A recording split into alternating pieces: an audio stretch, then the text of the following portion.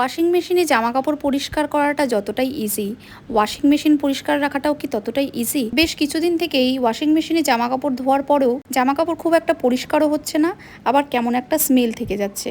বাইরে থেকে ওয়াশিং মেশিনটা খুব পরিষ্কার মনে হলো, ভেতরে ওয়াশিং মেশিনের অবস্থা দেখে আমার মাথা তো পুরো ঘুরে গেল। এখন মাথায় একটাই টেনশন, এটা আমি কিভাবে পরিষ্কার করব।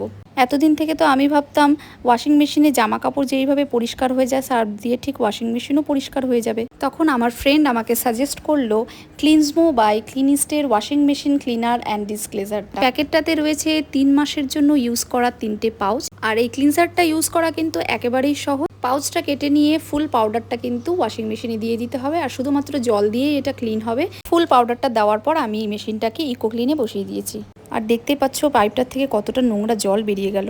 তো চলো ওয়াশিং মেশিনের বিফোর আফটারটা দেখে নেওয়া যাক। আর তোমরা দেখতেই পাচ্ছ কতটা সুন্দর করে ওয়াশিং মেশিনটা ক্লিন হয়ে গেছে। প্রতিটা কোণা এতটা সুন্দর ক্লিন হয়েছে, মনে হচ্ছে যেন মেশিনটা নতুন কেনা। এখন আমি বলতেই পারি যে ওয়াশিং মেশিন দিয়ে যেমন জামা কাপড় ইজি পরিষ্কার হয়ে যায়, ঠিক তেমনই ক্লিনসমো বাই ক্লিনিস্টের এই ক্লিনজারটা দিয়ে ওয়াশিং মেশিনও ঠিক ততটাই পরিষ্কার হয়ে যায়। তোমরাও কিন্তু অর্ডার করে নিতে পারো ক্লিনসমো বাই ক্লিনিস্টের এই ক্লিনজারটা। To get this product, comment down below and I will provide the link.